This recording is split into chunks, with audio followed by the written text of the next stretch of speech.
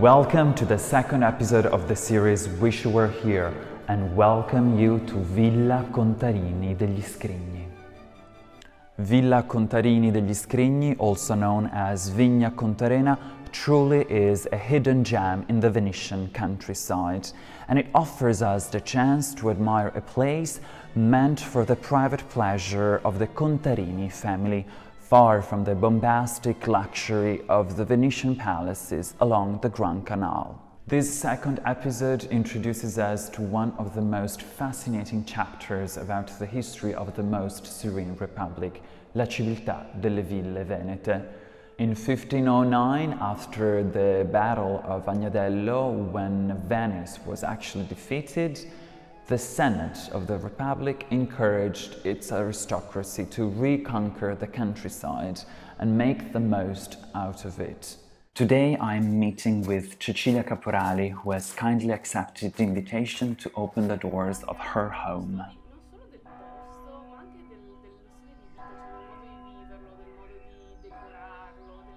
The villa is my home. It's my family's home. It has been in my family since the 1920s, so it's around 100 years. To share such beauty with others, with friends and family first, of course, but we like to open the doors to the people that live here in the town. We always see that there's a good atmosphere that comes out of these occasions, so it's really a pleasure. It's hard sometimes, but it's always worth it.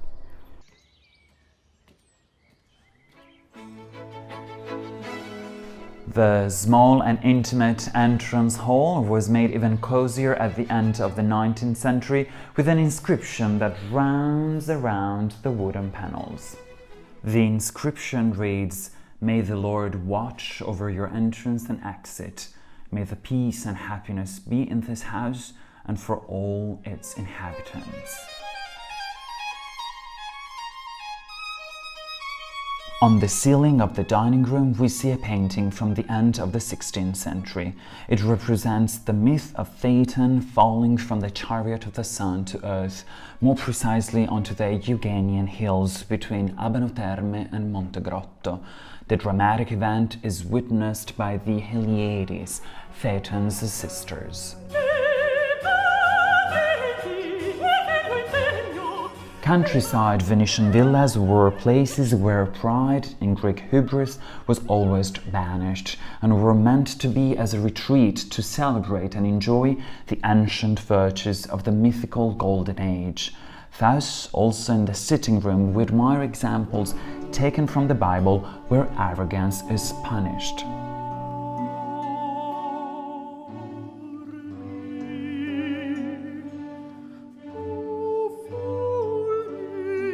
Walking down the Piano Nobile towards the west wing, we enter the secret garden. Another beautiful and unique spot here at Villa Contarini is the Hortus Conclusus et Secretus. Conclusus means that it is surrounded by a beautiful wall. Secretus doesn't mean that it is a secret garden, but rather that it is the private garden of the Contarini family. It is one of the finest examples of Persian garden in Italy. In the early 18th century, it was Marco Contarini who expressed the desire to have such a treat in his villa after his many diplomatic journeys to the Far East. And later on, Giorgio Contarini embellished the niches with Roman statues from Dalmatia. The artworks are now part of the collection of the National Archaeological Museum in Este.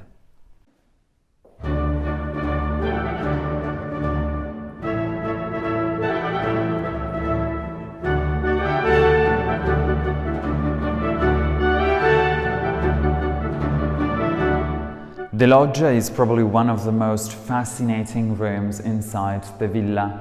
On the walls we see frescoes that represent the loves of Diana and Apollo.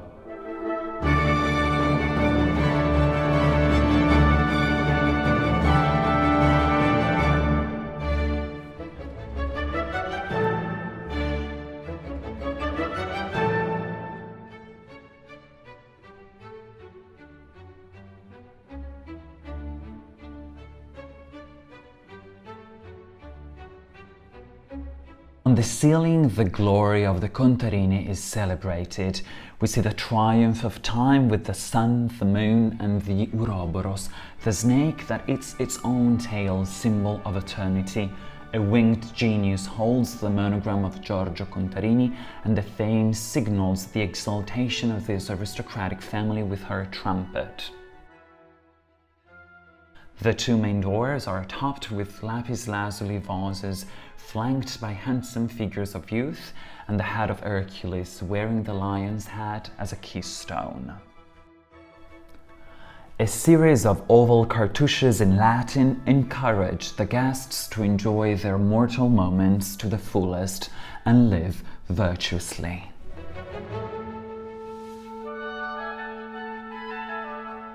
Uniqueness is the visible sign of this villa.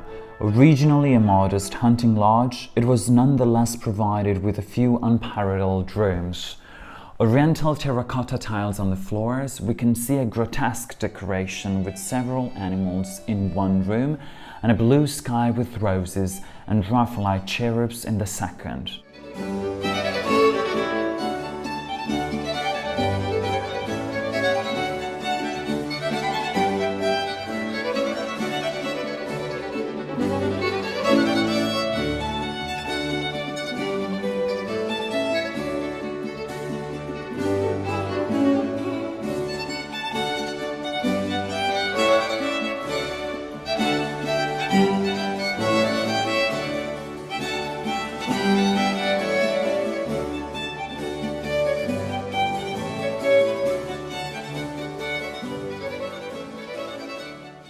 From all the rooms that face south, we can appreciate the garden and the medieval walls of the Carrarese castle, since the villa was built not far from it in the second half of the 16th century.